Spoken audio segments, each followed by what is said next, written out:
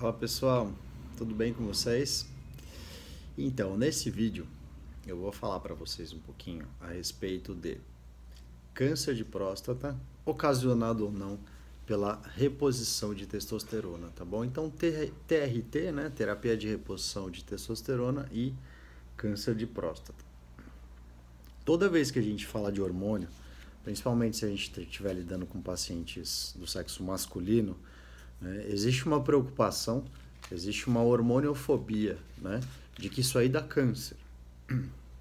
Da onde vem, né, esse medo? Esse medo veio de um paper publicado em 1941 pelo Huggins e Hodges, né, em que eles fizeram uma avaliação como se fosse um mecanismo de causa e consequência.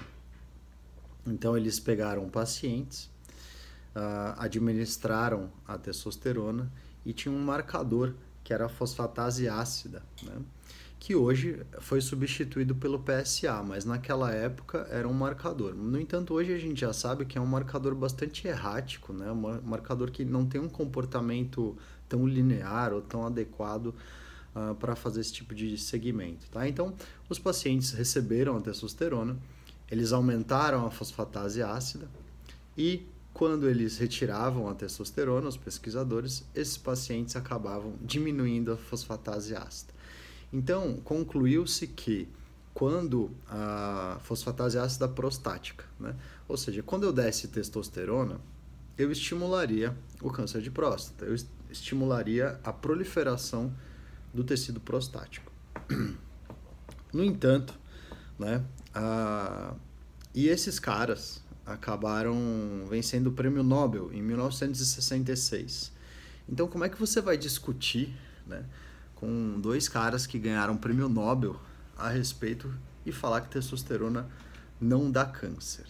Mas se você for olhar a fundo qual foi esse trabalho que eu falei aí, que a testosterona aumenta a fosfatase ácida e quando retira a testosterona diminui a fosfatase ácida prostática, eram incontáveis 3 pacientes, tá bom? Então, desses 3 pacientes, apenas... e eles receberam testosterona por 14 dias, tá? E, além disso, né, eles... só 2 tinham os resultados reportados, né? E um sujeito era já previamente castrado, já fazia terapia de privação de testosterona, tá bom? Então, na verdade, o que acabou acontecendo é que esse mecanismo de que dar testosterona aumenta a fosfatase ácida prostática, que seria teoricamente um marcador do câncer de próstata, e eu retirar a testosterona, esse marcador reduziria de novo, como se fosse uma causa e consequência, tá bom? Foi feito, as conclusões foram tiradas a partir de um paciente que recebeu testosterona por 14 dias, tá bom? Então, essa é a força da conclusão desde 1941, onde se criou essa hormoniofobia, que testosterona dá câncer de próstata, tá bom? Mais recentemente, descobriu-se que a próstata ela tem um mecanismo de saturação. O que é esse mecanismo de saturação? É muito simples de entender esse mecanismo de saturação, tá bom? Vou dar exemplo aqui, ó, com a minha caneca, tá? Então, eu posso ter a minha caneca, ela cabe uma quantidade de líquido aqui dentro. Vou tomar meu chazinho, tá bom. Então, ela cabe uma quantidade de líquido aqui dentro, tá bom? Se eu tiver uma garrafa, que nem essa aqui, ó, de 10 litros, vamos dizer assim, tá bom? Isso é um vaso, isso não é uma garrafa. Então, se eu pegar e começar, ó, colocar aqui, uma hora o conteúdo que estava vazio dentro do copo, ele vai encher. Só que ele tem um limite, tá bom? Não adianta eu ficar... Se eu continuar colocando, ele vai continuar extravasando, mas o volume de líquido dentro do copo não vai mudar. Então é mais ou menos a mesma coisa da próstata. O que acontece? Quando a gente tem uma concentração de testosterona no nosso organismo que está muito baixa, E essa é uma relação importante porque o desbalanço entre a concentração de testosterona e de estrogênio, ou seja, aumentando o estrogênio e reduzindo a testosterona, é que é um fator de risco para o câncer de próstata, e não ao contrário, e não quando o estrogênio está mais baixo e a testosterona está mais alta. Mas enfim, bom, quando a testosterona está muito baixa no nosso organismo, a gente tem uma caneca vazia. E aí eu vou administrar a testosterona. Então eu vou pegar aquela garrafona e vou colocando aqui dentro. À medida que eu for colocando, à medida que eu vou administrando testosterona no organismo, o que vai acontecendo? A próstata vai respondendo, certo? Mas até um limite. Qual é esse limite? O limite hoje, se a gente falar em nanogramas por decilitro, que é a medida padrão da maioria dos laboratórios, isso está mais ou menos em torno de 250. Ou seja, a partir de 200, se a tua testosterona está 100 e pouco, né? 200, se eu aumentar essa testosterona até 250, 300, né? Por administração de testosterona exógena, né? Seja ela no gel ou em alguma outra medicação, alguma outra via de administração, eu vou acabar influenciando sim, tá bom? Mas isso tem um limite de saturação prostática, tá bom? Então, assim, a partir de 250, o aumento da concentração sanguínea de testosterona não faz mais efeito nessa estimulação, nesse marcador. Então, pode ser que a testosterona esteja lá em 100 e pouquinho, ou seja, ela está muito baixa, e eu administrar a testosterona aumente o PSA, que é o antígeno prostático específico, tá? Pode ser até que ele dobre.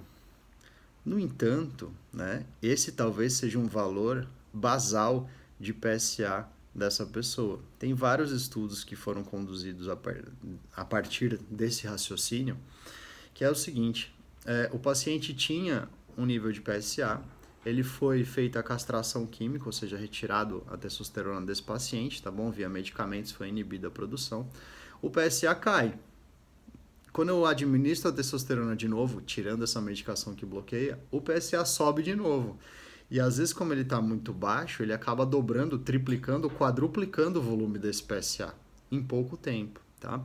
No entanto, isso é um valor basal que o paciente já tinha, tá? Então, quando a gente pega outros modelos, como por exemplo modelos animais, esse modelo também se repete, tá? De administração de testosterona e esse mecanismo, esse comportamento de saturação. Então, antigamente se pensava que você colocar testosterona num câncer de próstata seria como você jogasse gasolina no fogo, que isso realmente ia estimular a proliferação tumoral. Mas o que a gente observa é que isso, na verdade, é um mecanismo de você colocar água numa plantinha que está murcha, tá bom? Ou seja, ela tá lá meio murchinha, né? Tá com falta de água. Quando você coloca um pouco de água, ela cresce, né? Ela fica plena, certo? Não vai adiantar você colocar água demais que você não vai mudar a constituição dela, tá bom? Então eu falo assim, né? Em vez de você colocar gasolina no fogo, você daria água para um tumor que tem sede, por exemplo, tá bom? Então, isso é muito comum, né, de existir essa hormoniofobia. E quando a gente pega estudos de longo prazo, né, sejam randomizados controlados, estudos de coorte, estudos de administração de testosterona para o paciente pós-cirurgia de próstata, por exemplo, né, você não tem um recrudescimento desse tumor. E pacientes que receberam testosterona porque eram sintomáticos na vigência de câncer de próstata, eles não pioraram o seu prognóstico, né? Não houve uma piora histológica, né? Existem cânceres que são mais agressivos, existem cânceres que são menos agressivos. Independentemente de você dar ou não testosterona, esse câncer continua, alguns sendo mais agressivos e alguns sendo menos agressivos. E os mais agressivos, obviamente, eles têm pior prognóstico, tá? E, inclusive, os tumores mais agressivos, eles são associados a níveis de testosterona mais baixas, tá? Então tem um score, né, que chama score de Gleason. Os Gleasons de volume mais alto, acima de 8, geralmente eles são provenientes, né, ou associados a testosteronas mais baixas, tá bom? Então é meio que contundente essa informação na literatura, né, de que testosterona não causa câncer de próstata, tá bom? Isso tem revisões sistemáticas, meta-análise de dados, né? Tem estudos de longo prazo de acompanhamento que corroboram essa verdade que a testosterona não causa câncer de próstata, assim como propagam por aí os que são menos adeptos do estudo e o que os possuem no seu coração a hormoniofobia, tá bom? Então, esse é mais um vídeo da sequência de TRT, né, de reposição de testosterona. E a lembrar para vocês, logo mais vai sair o curso online de terapia de reposição de testosterona. Fica ligado que o carrinho vai abrir aí só por uma quantidade pequena de tempo, tá bom? O valor vai ser bastante acessível, mas realmente